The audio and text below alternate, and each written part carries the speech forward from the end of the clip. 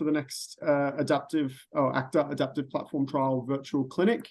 My name's Arlen Wilcox. I'm Associate Director of Trials Development at the University of Sydney in the NHMRC Clinical Trial Centre, and just facilitating the session today. We're really excited to hear about an up-and-coming adaptive platform trial, the SWIMS study, looking at schizophrenia, weight, metformin, and semaglutide. And we've got an excellent presenter, Professor Dan Siskind, that's going to talk us through that one. As usual, we have a bit of a panel that will provide some commentary, some questions and feedback to Dan. But at the end, we'll also open to questions from the broad group that we've got with us today. So just a quick whip on our panelists. We have Professor Steve Webb, Professor Julie Marsh, and Mr. Colin MacArthur as well, joining myself. And each of them can give a formal introduction as they pose their questions in the Q&A section. So before I hand over to Dan, can I first acknowledge country? I'd like to acknowledge the traditional custodians of the land from which each of us are meeting today and pay respects to the elders past and present. I personally would like to acknowledge the Gadigal people of the Eora Nation, the lands in which I live and work. And I'm really excited to kind of learn and share information with you all today, as has been tradition on Aboriginal land for thousands of years. Okay, I think I can hand over to Dan now, if you'd like to share your screen and get started. Thanks, Dan. Lovely. Where's the shit? There we go. Lovely. All right. G'day. I'm Dan Siskind. I'm a psychiatrist up in beautiful sunny Brisbane. I am on Yagara and Turrbal land. In fact, I'm at my house right there. So I'm about here on this set of slides over here. And so my area of interest is around schizophrenia research. And I do a lot of clinical trials around people with treatment-resistant schizophrenia and physical health comorbidity. And so about a year and a half ago, Anthony Rogers cornered me at a conference and said, Dan, why is mental health doing such a terrible job at delivering platform trials? And I smiled and I nodded. I said, what's a platform trial?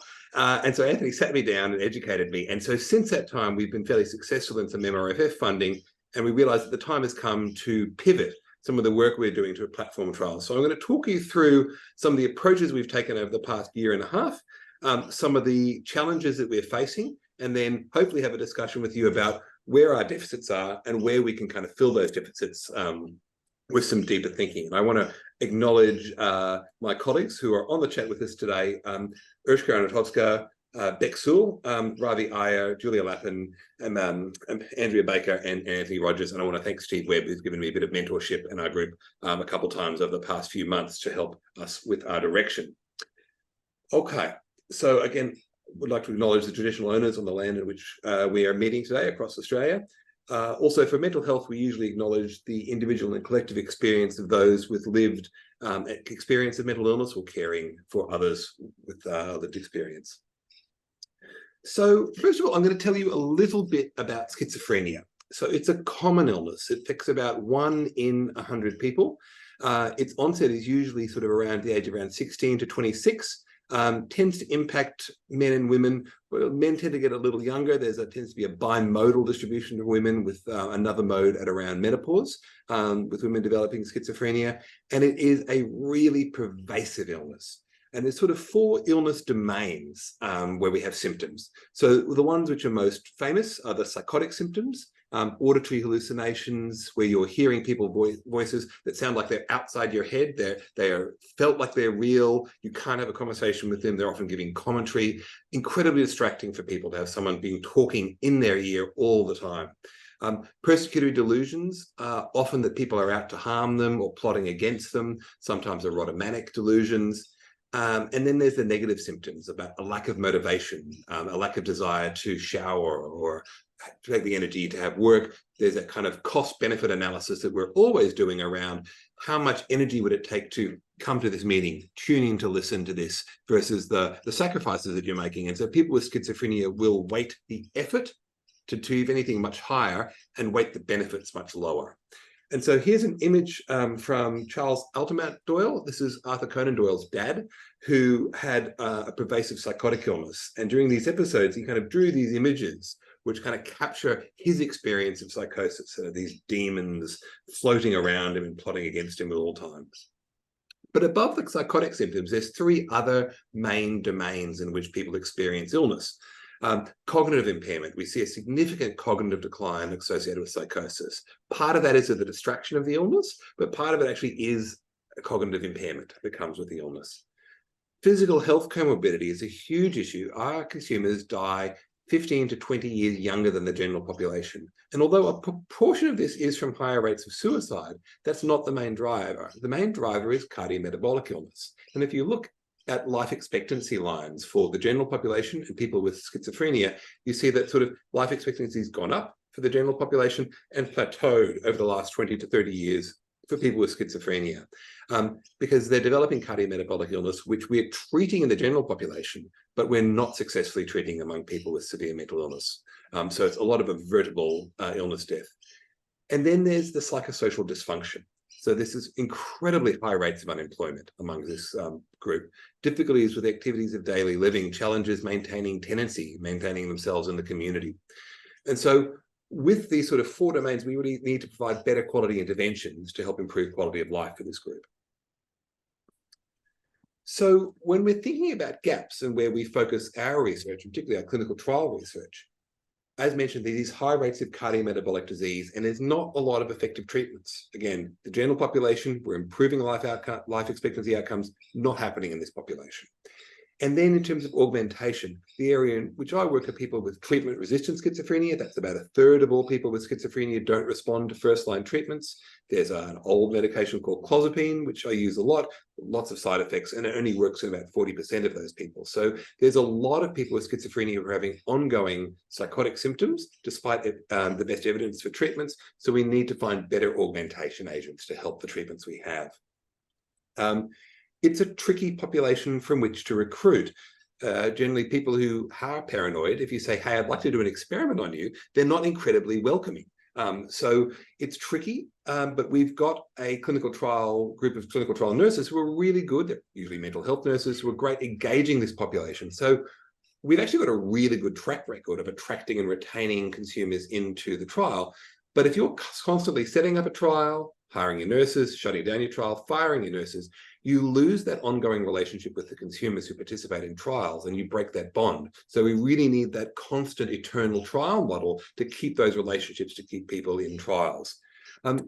We have pretty small trial numbers, like 28 to 100 is a pretty good trial in schizophrenia. I appreciate some of my COVID colleagues, talk about the tens of thousands of people they've recruited. So we're looking at small numbers. So there really is this urgent need to improve efficiencies of controls in these trials to manage our smaller trial numbers.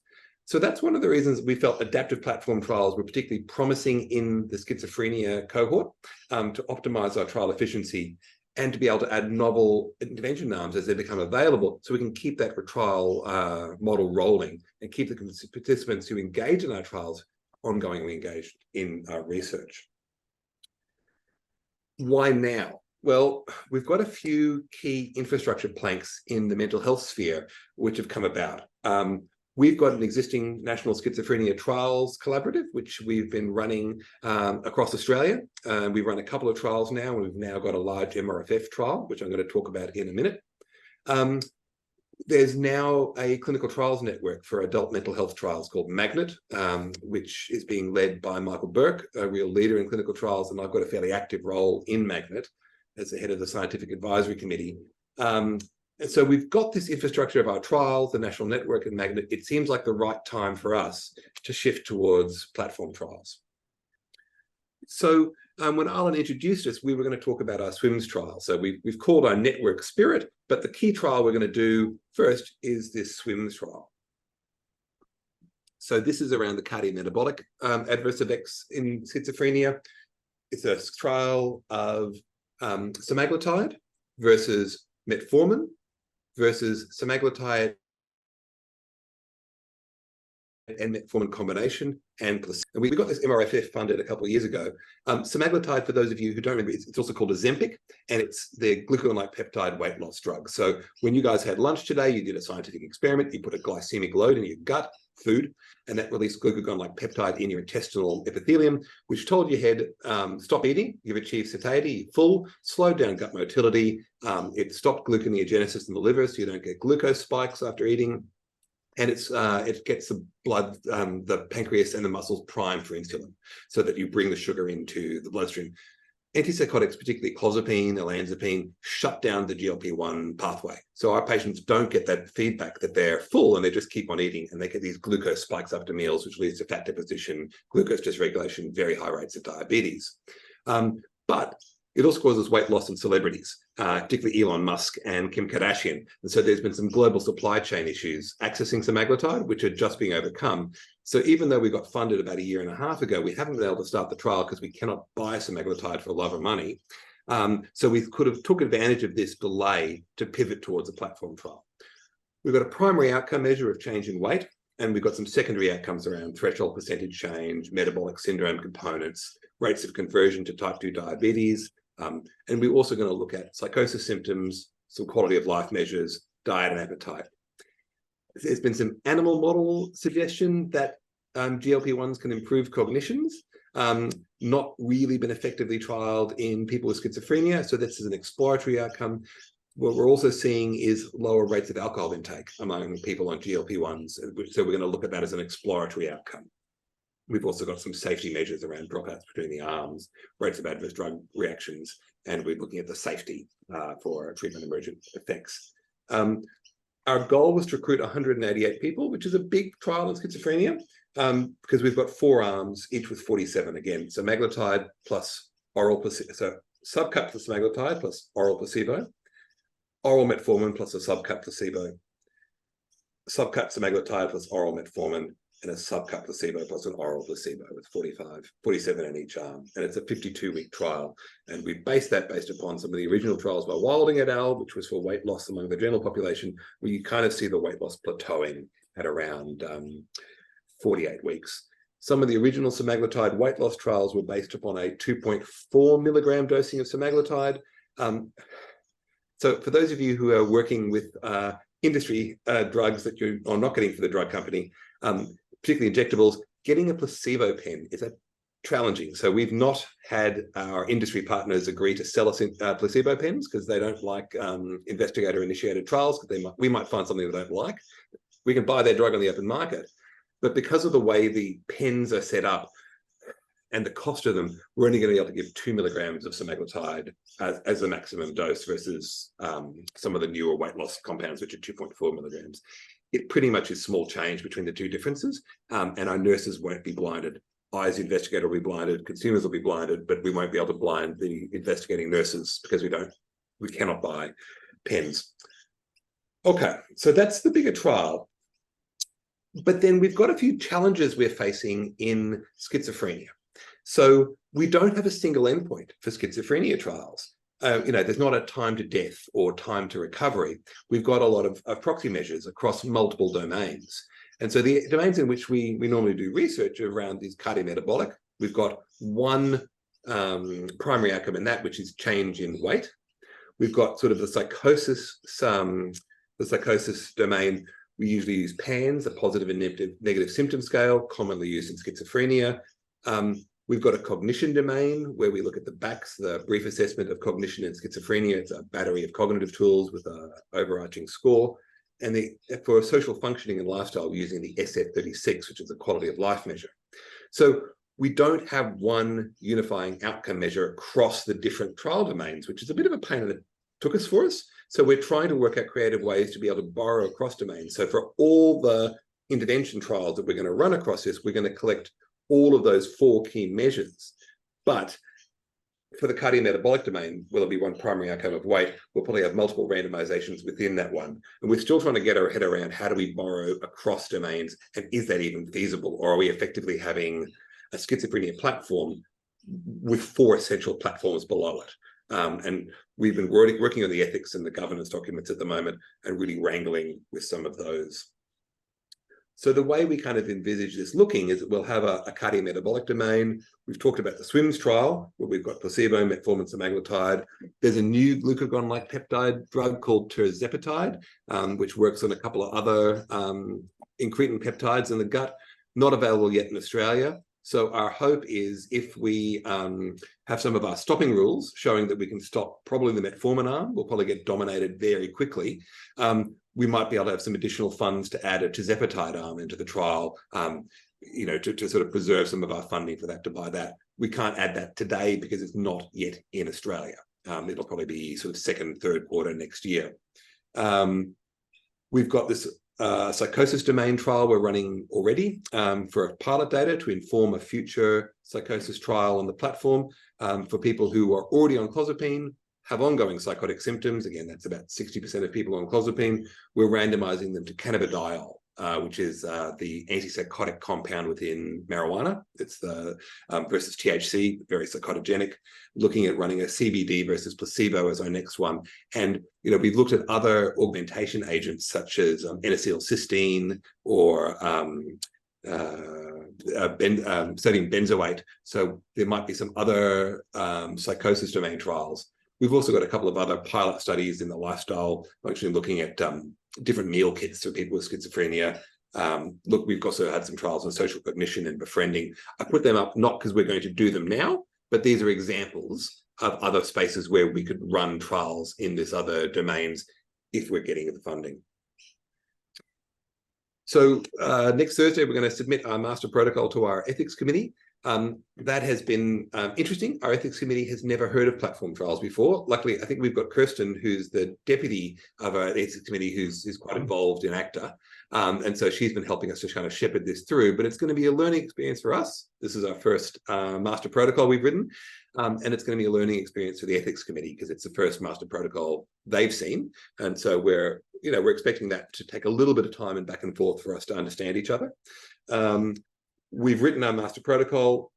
We've been trying to understand what appendices look like.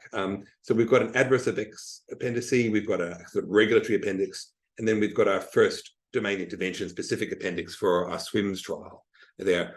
We have been trying to understand whether or not we need a separate appendix to explain what we mean by domains across these sort of 4 domains here. But we felt that might be too many different levels. This morning, Ushka and I rolled that up into the master protocol. We may unroll it again, depending on what you tell us. But, it's sort of, we are treading a little bit blindly here. We have not, despite Steve's encouragement, contacted Spiral yet to get some support for data information. We are going to, as many people have told us not to, try and use REDCap for this because we don't have any money. We're kind of doing this on the smell of an oily rag, and a little bit leftover money from an EL2 grant, investigator grant that I've got, as well as, trying to repurpose the money from our MRFF grant. We don't have the kind of the Rolls-Royce platform for this. And so we talked to some people who say, no, REDCap will be fine. We've talked to other people who said, are you mad? Probably I am mad, but I'm at peace with that. I think we were keen to get this started, and we're going to get some things wrong. So we're hopeful that this can help achieve sort of improvement in unmet needs of physical and mental health. We think it's going to be a benefit for consumers to have ongoing access to trials and be able to improve that engagement. It's going to improve some efficiencies, but I've never done a platform trial before. And, despite some really great mentorship, we're treading in a space we don't really know what we're doing.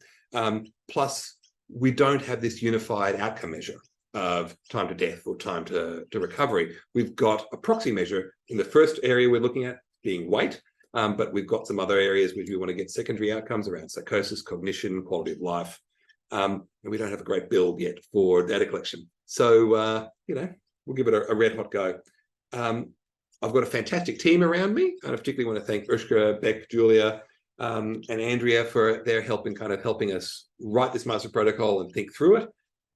But I think I'll kind of wrap up there and have a bit of a discussion because I really want to shut up and learn from you guys. All right. Thanks so much. Thanks very much, Dan. Really, really exciting. Something that I've not heard about in the platform space before. We don't see a lot of mental health trials kind of in a full clinical trial framework as much. We generally have those a bit smaller and kind of in their own specialist clinics. So really, really exciting that you're working towards a large kind of clinical trial framework that will deliver that high quality evidence in the space. So something really interesting, and I learned a lot about schizophrenia then too. So thank you so much. As I mentioned at the start, we've got 4 panelists, myself being one of them. But what I'll do is I'll just hand over to one by one, and they can introduce themselves and perhaps pitch a couple of questions. And I'm going to throw Steve first into the ring, if you want to introduce yourself and throw any questions out there. Thanks, Steve. Thanks, Alan. I'm Steve Webb. I'm an ICU physician. And I used to describe myself as a clinical trialist, but maybe now I'm a platformist or something. Maybe we need a new bit of nomenclature. But together with Colin, have been heavily involved in the REMAP-CAP platform trial. Look, Dan, thanks very much. I love the plant. That's awesome. I want to comment on the issue that you, I think, are most interested in getting some feedback around, this issue that you don't have a common primary endpoint across different domains. I think it is possible to proceed without a universal common endpoint.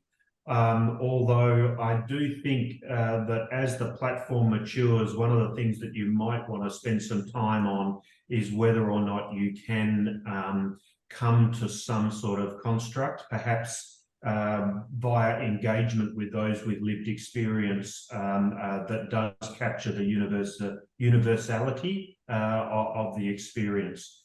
But for each of the four domains that you're proposing, it seems as though there's, I may have got this wrong, a corresponding instrument that could be used as the primary endpoint.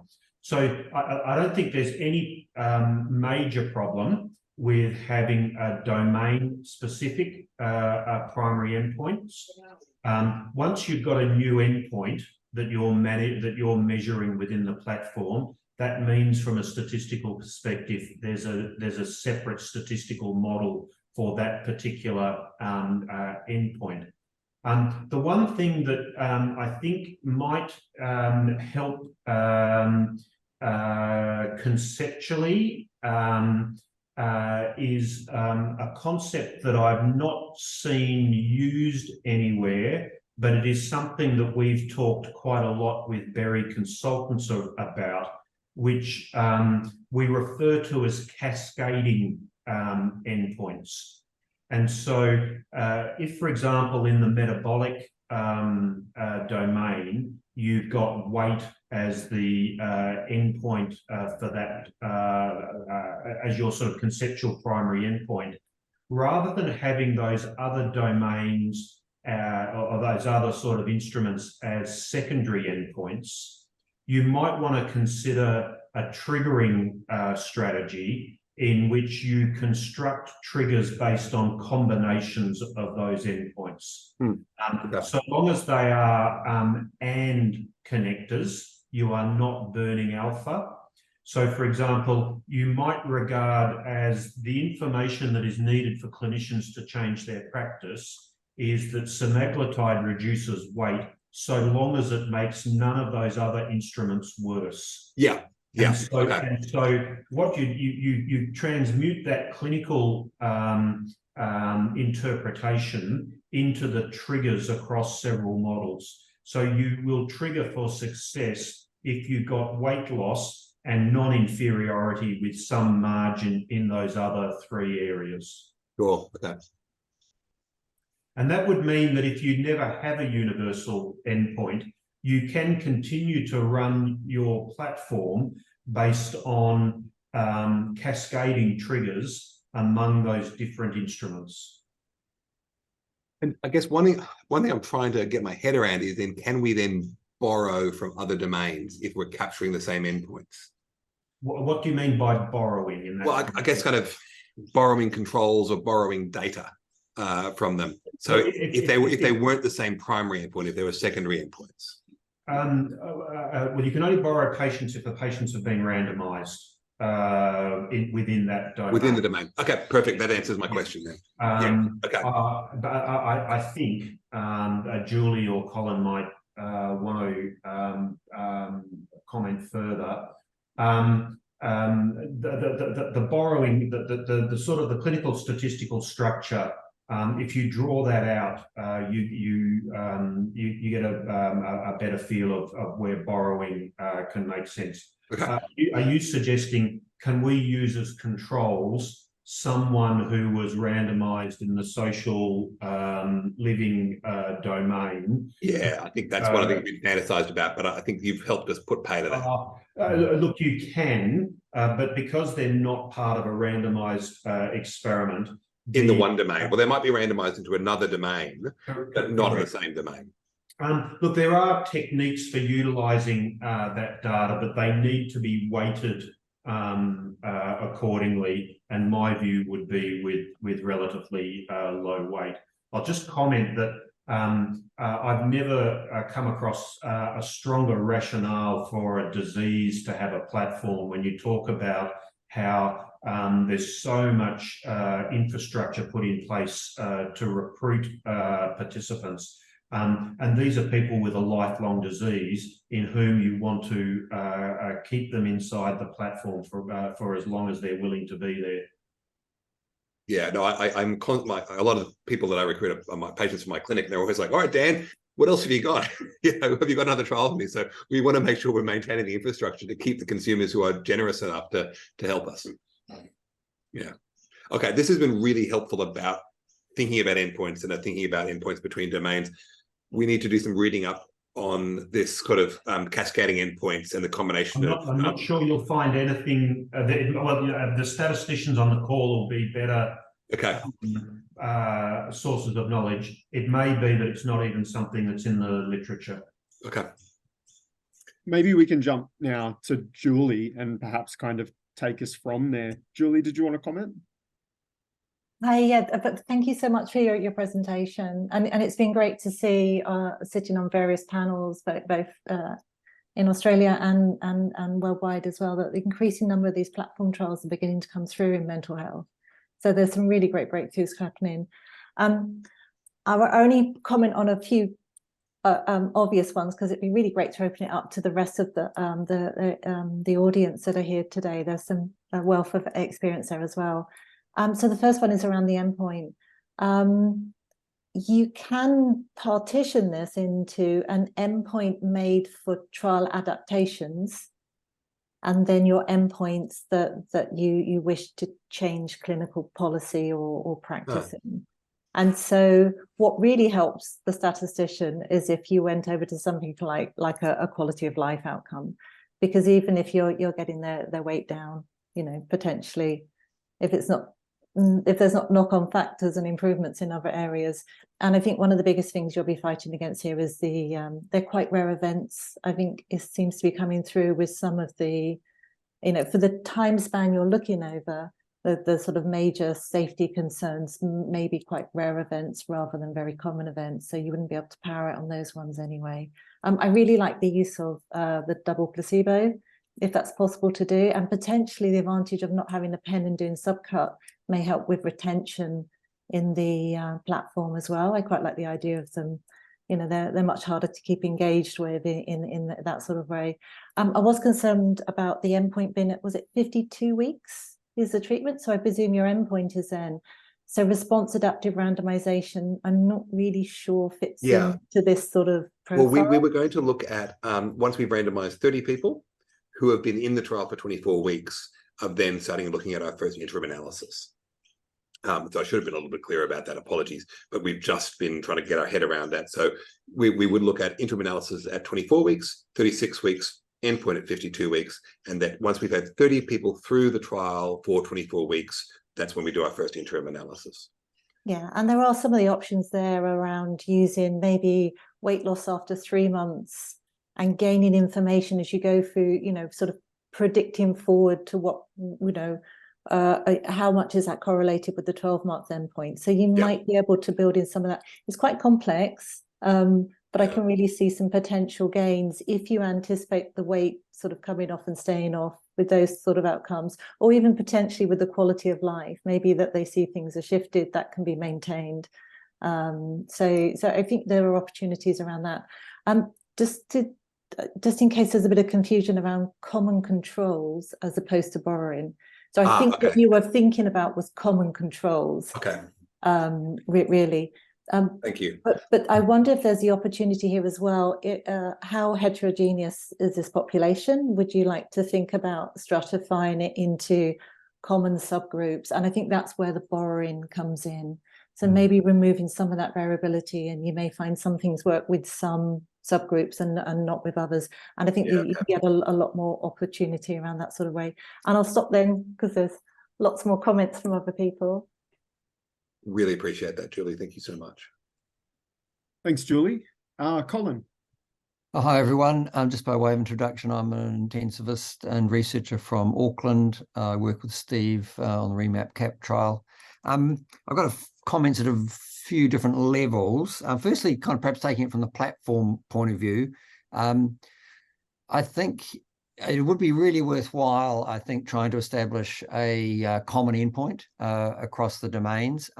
It sounds to me like some form of feedback from lived experiences, Steve was saying, relating to quality of life. I could really imagine that those interventions that you're trying to evaluate could interact, and that combinations of them may have additive, if not even synergistic effects, or even contradictory ones that go in different directions. So I think having a common endpoint that enables you to evaluate them all together would be really worth striving for.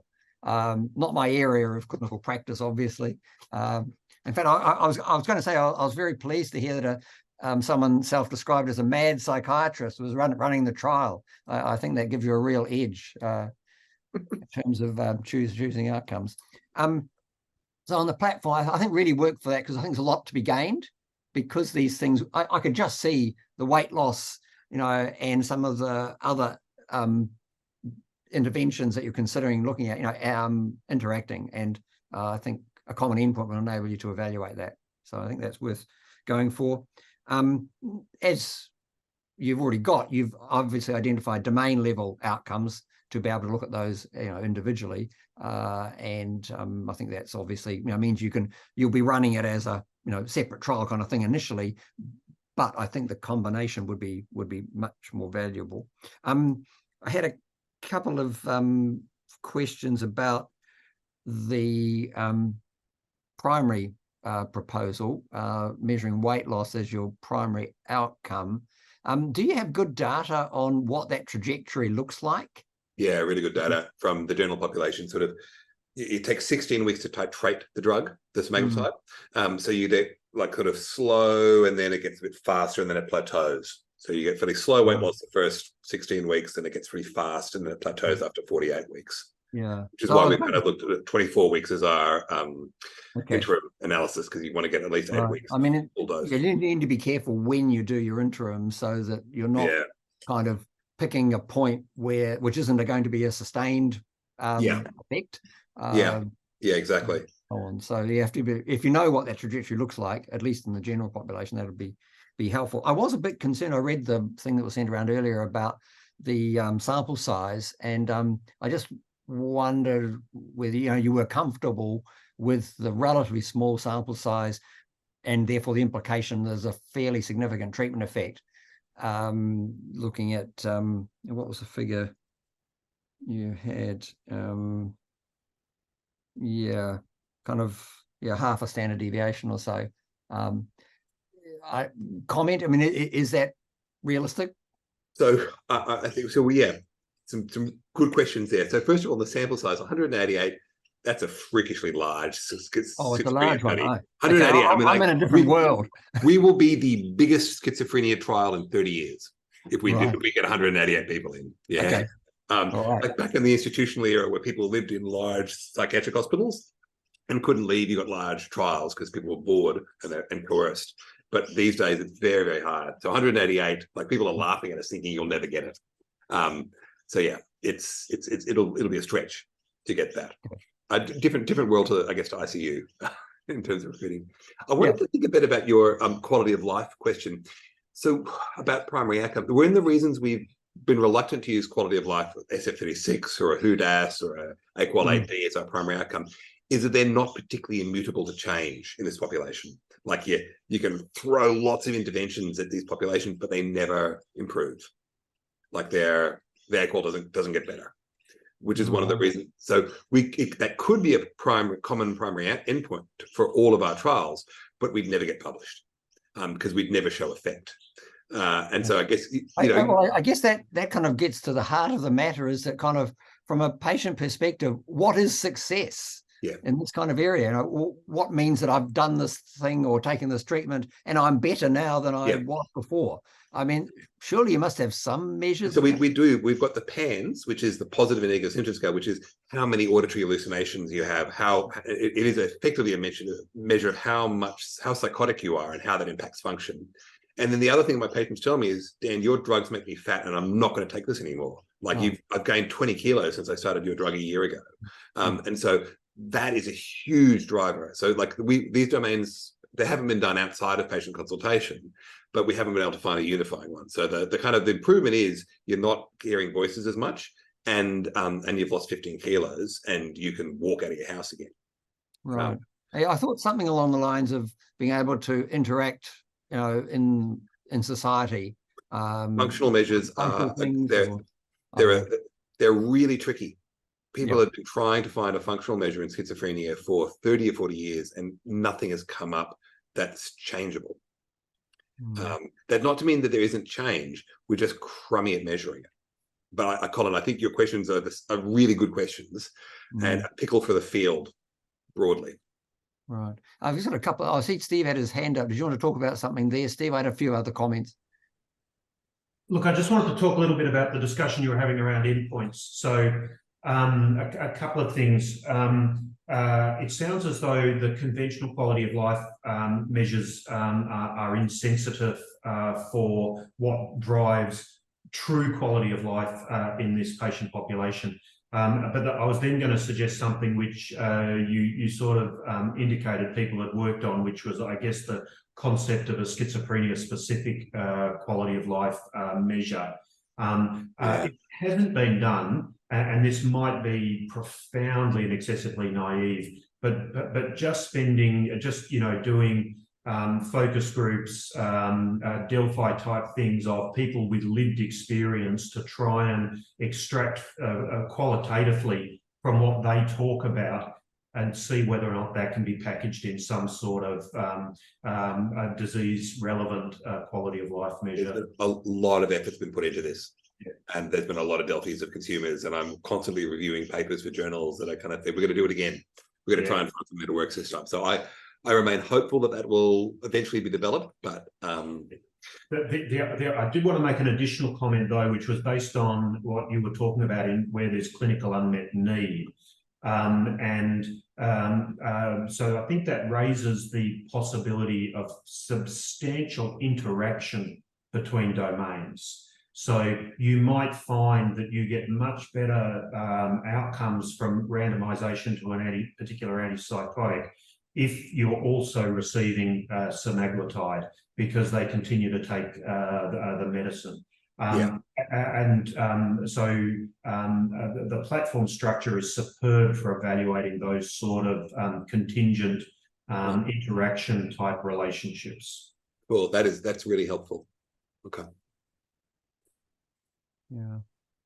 I just had a couple other minor points just about the design of the trial. I take it the blinding is going to be, although the nurses are there administering it, and the patients will all be blinded? Yeah. So we've got a pilot of this at the moment. So the nurses draw it up where the patients don't see. All the patients will see is an insulin syringe, which we give them subcutaneously. I, as the chief investigator for this pilot trial, that's good. Yeah, I think patient blinding is quite important. I think so it's patient investigator, but not the nurse blinded. Yeah. Okay. You in the paper that you didn't mention on slides, but the thing that got sent around suggested you had powered it for a 5% attrition rate. That seems no, there was a miss. There was a it was a 20% attrition rate where oh, that's much better. Yeah, yeah. I would have thought this population it would be huge. 20 we actually have about a 5% attrition rate for our trials. We're really good at this. Well, I'm not good at it. My nurses yeah, are. 5% sounds great. Yeah. We do really well. I'd be surprised, but particularly for weight loss trials, because our patients are super invested in this. Okay. And cannabidiol, they seem to be super invested in cannabidiol as well. All right.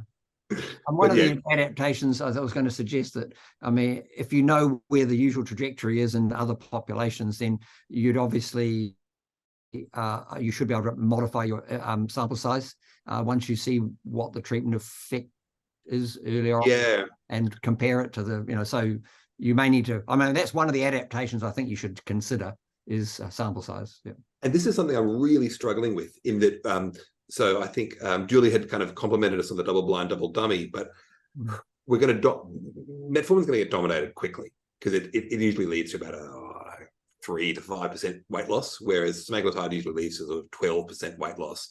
But we're not going to see any separation between the combination metformin and semaglutide and the pure semaglutide. It makes me wonder about the merit of keeping that combination, because it'll hinder our ability to actually be adaptive, because we'll probably actually show significant effect with semaglutide pretty quickly versus placebo, but not versus combo. And so that limits our ability to do the adaptation. Yeah. Well, one thing you can do in that situation is just drop placebo and compare active one agent versus full agent.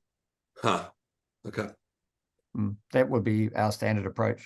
Yeah, but you usually keep the placebo in to keep the power up of the trial. I presume that's why you chose placebo rather than an active control. Yeah. With the low numbers. Yeah. Yeah, but the arm drop-in is certainly an option. There's a rationale for dropping control as soon as you know at least one intervention is better than controlled. Okay. But so right. Okay. Yeah. I was going to take the other side of the ring on the double dummy, Dan. I was wondering whether or not in patients who are difficult to recruit, who have paranoia as a prominent feature of their illness, whether just being open label and saying, we're telling you what you're receiving would be considered a legitimate approach. I reckon if they found out they were taking saline and a placebo pill, they wouldn't stick around. I think I wouldn't let us come in. Do you think fully open label would also not work, that they'd go if they know that they were on no active intervention? Yeah, they probably wouldn't let. Well, so if it was a treatment as usual versus a placebo, we did one of those before. There was the first trial of exenatide, a now discontinued GLP-1, and so because people really wanted to be losing weight, one of the people in the placebo group joined a dragon boat racing team and lost 10 kilos and totally messed with my numbers. So proud of her as a psychiatrist, but yeah. So I think it'll also make it harder for us to get published if we have a tau control. I think with weight loss, if people know which arm they're in, they'll adopt alternative strategies. They do. On what their motivation is. So it'll really mess with it. I think another pickle we've got is that since we got funded, like I do a lot of work around metformin as well, and metformin's become standard of care. And so we're going to struggle to recruit people who aren't already on metformin. So there's a part of it that's wondering if we should pivot to having 2 recruitment pools: people who are already on metformin, randomized to semaglutide or placebo; people who aren't on metformin, randomized to semaglutide or placebo.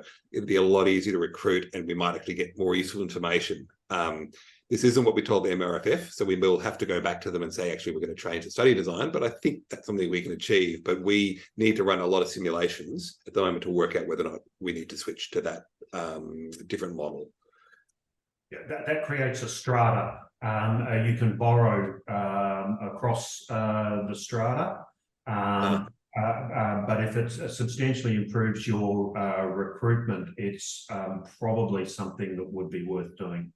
Yeah, and I think we'd probably actually get statistically significant results quicker in our when we actually do the interim analyses. We may be able to get a result sooner and not have to recruit 188 people, which would save us some money to add it to tirzepatide. So Dan, I want to take you slightly to task for something that you said earlier, where you were presupposing that you were going to be accurate with predicting the outcome of the comparison. Colin and I have got a lot of lived experience of your priors turning out to be wildly inaccurate. That's great. Okay. I think that's useful to think about, Steve, because I think, well, if we've got all these priors, why do we need to do a Darwin trial in the first place? And if trials actually turn out to be inaccurate and can be disproven through the analyses, that is heartening. And maybe it's something that's specific about critical care, but before we publish or present internationally our major trials within the ANZIC CTG, we present them at one of our meetings. And we have a show of hands in the room before the results slide goes up, which has been great for understanding priors, understanding diversity of opinion. But when the room is consistently wrong, it's wonderful for generating equipoise within the community about the okay. Yeah, I like that. That's good.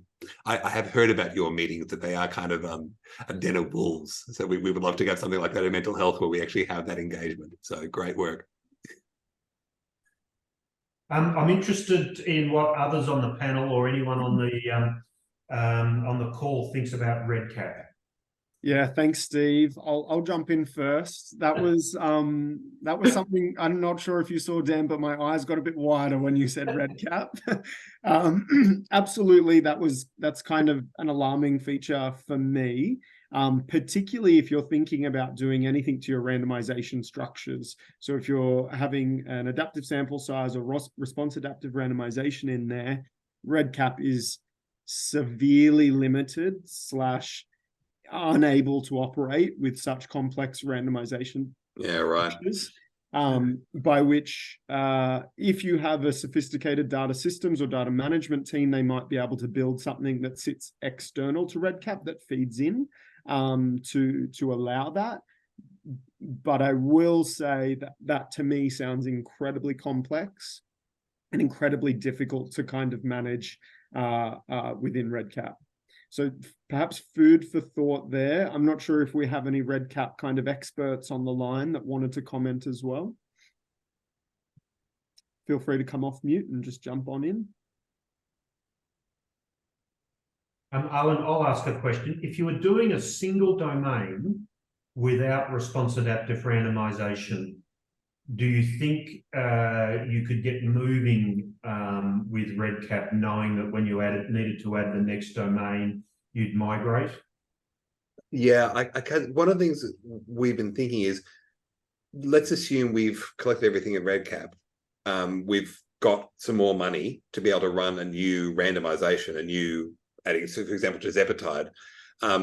We're probably not going to have that many participants. We're just going to manually port across to another software by the time. I think that's the pickle, is if I wait till I have enough money to buy something from Spiral, like Santa is not bringing me that money right now. So I guess I've got to use what's available and what I can afford. But because I'm not going to have massive numbers, and if we do end up needing something more complex, we might have to look at buying that build later when we've got the money and just moving the data across, because we're not going to have 1,000 people. We're going to have 70, people worth of data. Like it's not a perfect answer, but I'm in that bind of I can't afford the Spiral build. There are kind of other models that you can take with different data systems companies as well, that do have kind of some of the capabilities or can be manipulated a bit easier into those kinds of capabilities rather than REDCap. So something to potentially explore. From my experience, REDCap is really basic. You upload your randomization list and you're kind of fixed with that. Yeah, it spits out the straight randomization. So having your nurse unblinded kind of works within that REDCap frame, I guess. But it won't be able to handle any. I'm not sure how many sites you have, but it won't be able to handle kit management and. No, we do that outside of REDCap. So yeah, that comes outside of REDCap. But I think where that'll become hard is if we try to be adaptive. Absolutely. Yeah, I'm seeing in the chat. There seems to be a consensus on this one. Julie, did you want to add to that? Oh yeah, I just want to say that we have tried to squeeze a platform trial into REDCap, and we're certainly happy to. I hear your pain completely, because at the end of the day, it's no good saying you want a Rolls Royce when you can only afford a Fiat 500. Love Fiat 500s. And so, you know, we're happy to share any experiences that we've had, and also about migrating data out of REDCap into more purpose-built databases as well. So if you want to stay in touch, we're happy to share anything that we've learned so far. Yeah, that'd be great. That'd be great. I really appreciate that, Julie. And someone has just added to the chat as well. Jay Harland has added to potentially explore just the cost of randomization within Spiral and having that sophisticated randomization structure and all the data collection elsewhere. So you just have separate systems. I think that had been our plan. We hadn't planned to use REDCap for the randomization. We planned to kind of use a different system for randomization, which Ravi, who's the statistician who is, I think, trekking across northern Japan today, so not able to join us, we've kind of come up with some plans there, but I don't think our plans are well evolved, so we will need to kind of seek some guidance about where else we can go to look for that. One of my other questions is around supply chain and the potential longevity of the trial with issues with semaglutide moving forward. We all know kind of what Hollywood did to drug supply for a good while, and I know that things are getting a little bit better now. What happens when that turns again? When something else? Well, they did. It turned about 3 weeks ago. So my patients there you go. can't get semaglutide anymore. So how can your platform operate? Are you planning to run just, say, the metformin and the placebo arms if supply of semaglutide disappears? It's a great question, Alan. No one would give a about a metformin placebo trial. Like, there's been 30 or 40 of them. It works. You know, it's where we were interested in the additive effect. We are writing to the tirzepatide people to see if we can buy their drug. I have been unable to start this trial for 1 year and 9 months now because of supply chain issues. My plan had been to weep, but yeah, Alan, it's a real problem. I've got a real problem. I'm familiar with a number of trialists. It just, even within my institution, we're seeking semaglutide for a couple of trials and struggling. Yeah. So it's just an alarm. Yep. Dan, are you only planning to start when you've got a trial's worth of semaglutide in the fridge? No, I think we'll probably do it in campaigns. 52-week trials. Semaglutide doesn't stay fresh long enough for us to run a full campaign. So we're going to run campaigns. So we'll do a little bit, and then that's what we've got us. You'll only randomize enough patients to semaglutide for whom you've got enough semaglutide to last a year? Yeah, it'll have to be, but the semaglutide won't last a year. It doesn't have a long enough endpoint date. So we've got a 9-month semaglutide trial, which we're running, not part of the platform. And I managed to randomize 4 people, and then I couldn't get any drug for 9 months, and I randomized another 16. And so that actually doesn't work out too wildly inappropriate for recruiting in schizophrenia. You run campaigns, you take the low-hanging fruit patients, and you try to get some bench lists for other patients, and then you buy more drug then to recruit them. So we've got form in doing this in tranches. Just to make the obvious point, the operations of the trial will be severely impacted if you start someone on semaglutide and we can't get it through. That would be effed. But this is a real bind brain, is that we can't buy a year's supply of semaglutide that doesn't stay fresh for a year. So yeah, I agree, and we may need to wildly change the time frame of the trial if we cannot get. So when we're building the protocol, we've got to build collection of data at multiple time points. And just you were saying that it was well established that metformin was superior to placebo. Yeah, but not clinically significantly superior. Okay. Statistically significant, but at least around 3-4% weight loss. And clinically significant weight loss is usually 5-7%. So it works, but not very well, which is why we kind of had that comparator design to see. The goal was to inform practice. So where I, as a clinician, I can start metformin relatively easy, cheap, accessible. But if that doesn't have adequate weight loss, then I'd add semaglutide to it. And that's what we wanted to answer with this trial. Kate Lee has also just added to the chat that she has experience with a REDCap module that does covariate adaptive randomization. So a couple of contacts there potentially for you. I think Ushka has already got onto you, Kate. So we may email you outside of this and Julie to kind of get some advice. You probably will hear from Ushka. And we've got another one from William. REDCap for an adaptive trial again, so another potential. Okay, so Ushka, can you write down William Chow's name and we'll get onto William as well. The other thing is what you can renormalize. So as the drug becomes available and unavailable, you renormalize the randomization. So if you have 4 available arms and 1 drug goes down, that wipes out 2. But Yes. then you renormalize the probabilities you're randomizing to. And so for that period of time, and then when it's available again, you open it back up, which is something you'll probably want to do anyway with arm drop-in. You'd want to have that ability to constantly upload new randomization probabilities. I guess the thing is, if we've got a set of consumers on our bench list and we know that we're not going to get Semaglutide as one of the randomizations, we know we're going to give them Metformin, it may influence who we pick, and you might build in biases, which gets washed out if you've got a large trial, but doesn't get washed out if you've got a small trial. I think that's one of my anxieties around that, is that will I have an unconscious bias towards thinking, I'll give this person this trial now. So yeah. Okay, we've got a couple of comments around the need for a session specifically on databases for adaptive platforms, perhaps something for the future, and drug supply issues with the non-concurrent controls. But we are over time already. So firstly, thank you so much, Dan, for an amazing presentation. And then Dan and to the panel for a really fascinating discussion towards the end. That was a good 40 minutes of discussion there. So you can tell how interested we all were on the topic. And thank you so much to everyone that's joined us for today's session. We will have another one in a couple of months, in the new year, actually. So watch this space. I'm sure Amanda or someone from ACTA will be sending around some information on that soon. Thank you so much, and we'll wrap up there. Thank you guys so much. When you leave your Zoom as well, there will be a little pop-up asking for a couple of questions on feedback. So please, it'll take you about 10 seconds to respond to those. So please, if you could. Thanks very much, everyone.